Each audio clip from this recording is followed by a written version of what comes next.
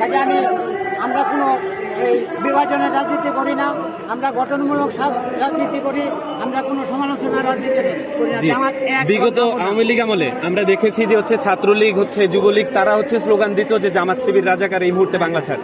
এই স্লোগানটা আমরা গত কিছুদিন ধরে ছাত্রদল এবং বিএনপির যেসব অঙ্গ সংগঠন রয়েছে তাদের মুখ থেকে শুনতে পাচ্ছি। এই বিষয়টি আপনি কিভাবে দেখেন? সেটা হলো আমি দায়িত্বহীনভাবে বলতে চাই, সেটা একটা ষড়যন্ত্র। কারণ একটা দলকে ঘায়েল করার জন্য সেটা বলবে, কারণ তাদের জামাত ইসলামকে একটা জিনিস ব্যাপারে ঘায়েল করা হয়েছে, সেটা হলো যে জামাত ইসলাম এই যুদ্ধ অপরাধী এবং রাজাকার বলে আমাদেরকে দীর্ঘ 54 বছর আমাদেরকে দাবিয়ে রাখা হয়েছে, কিন্তু বর্তমান সময়ে এটা শেষ হয়ে গেছে 54 বছর আগে।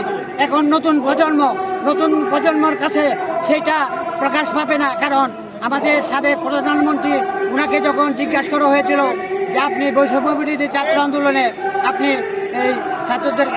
ছাত্রদের এবং অন্যান্য নেতাদেরকে আপনারা খালি চাকরি দিবেন না, খালি মুক্তিযোদ্ধাদেরকে চাকরি দিবেন, তখন উনি বলেছিল যে আমি মুক্তিযোদ্ধা নাতিপুতিদের চাকরি দেবো নাকি রাজাকারের বাচ্চাদেরকে নাতিপুতিদেরকে চাকরি দেব। এই হিসাবে উনি এই কথার বলে ভার্সিটিতে আজকে আমাদের ছাত্র জনতা জেগে উঠেছে এবং সে সময় বলেছিল তুমি কে আমি কে, রাজাকার।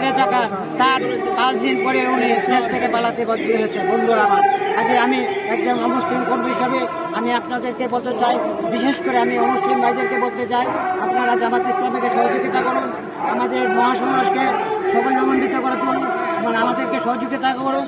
আমরা আপনাদের প্রতি 100 ভাগ আমরা আশাবাদী এবং জামাত ইসলাম রাষ্ট্রীয় ক্ষমতায় গেলে আপনারা সুখে শান্তিতে রাখবেন।